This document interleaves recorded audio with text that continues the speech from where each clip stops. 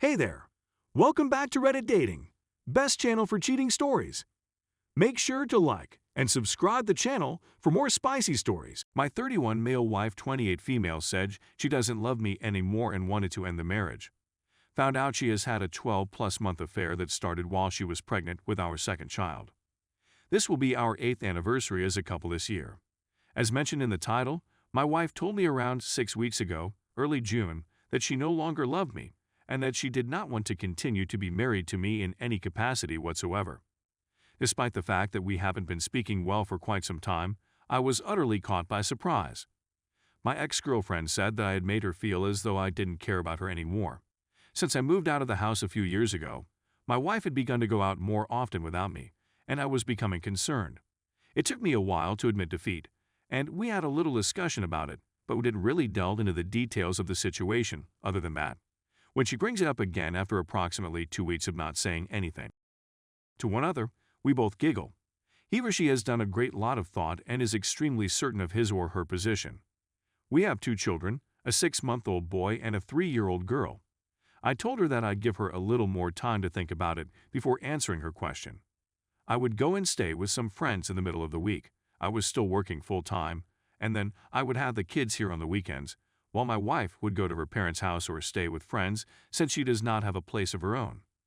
After a few weeks of this, the 2 of us had been having some positive discussions, but when I arrived to swap over with the kids on Friday, she informed me that she had been talking to another guy for a few weeks and that they had kissed when they met up at an event she had taken the kids to earlier in the week.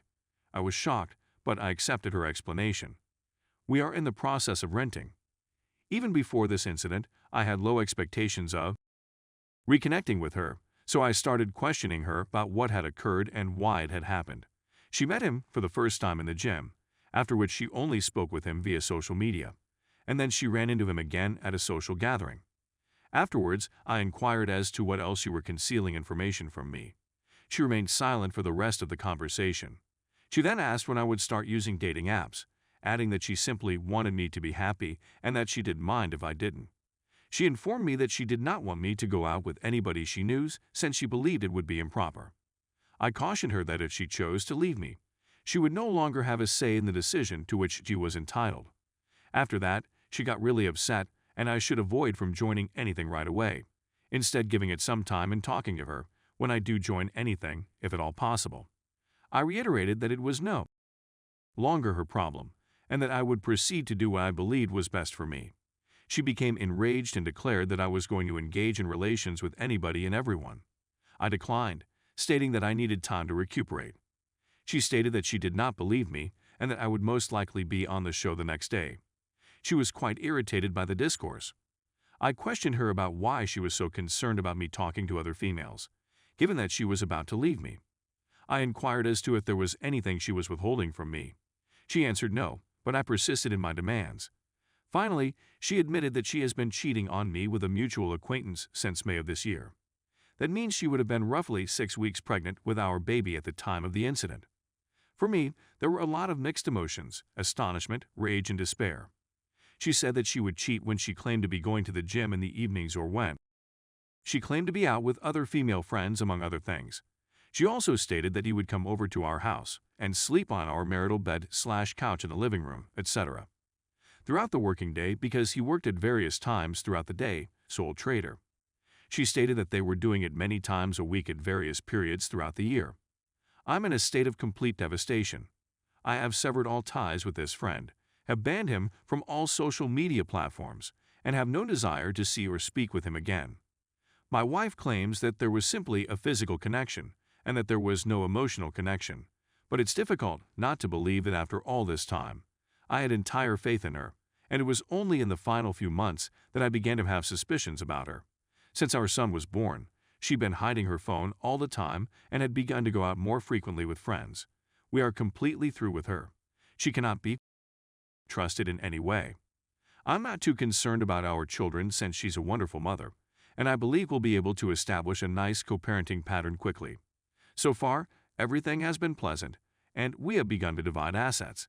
It's difficult for her right now since she doesn't yet have a place to reside.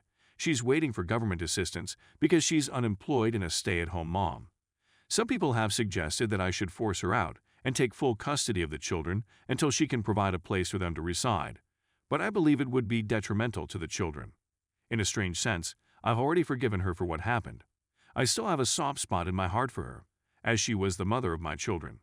For the time being, we're going to take the high road and let her figure herself out so that we can be the greatest parents we possibly can be.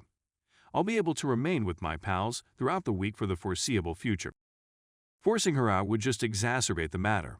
She has already moved on, and I have come to terms with the fact that she has ended our marriage.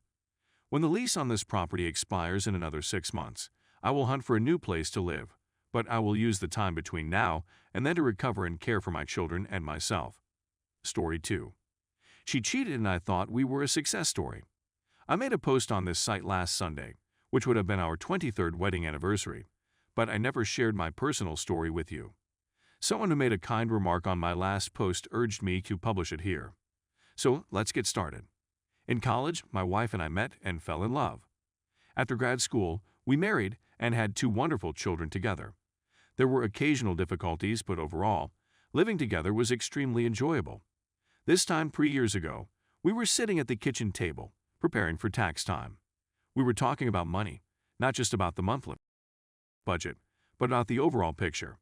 I thought it was a little strange that she was texting during such an important talk. It wasn't a case of messaging the kids since they were both at home. I'm still baffled as to what possessed me to steal her phone from her grasp in the middle of a text message. I had no idea what was going on, at least not consciously, until now. I dashed into the other room with the phone and closed the door as soon as she had a look of dread on her face. The text message was about organizing a weekend getaway in Vegas with her assistant principal. I was completely taken aback. He could hear her slamming the door and cursing and crying. I sent a text message to the man claiming to be her. For example, I typed something along the lines of "I can't wait to get between the covers with you again." His response revealed they had been sleeping together. While trapped in the room, I called my brother. He invited my wife to spend a couple nights with him. After a few months of my living aboard the boat, we decided to attempt to work things out. We attended weekly group and individual treatment sessions. For over a year, we each took 2 courses. Several ground rules were set. One of the stipulations was she couldn't contact AP again. It was a sacrifice since she had no other career or social connections to him. It was a struggle, and I was filled with fury, worry, agony, hope, and despair. Things started to revert to pre-crisis levels. With her, I rediscovered my pleasure in life. I thought we were a success story.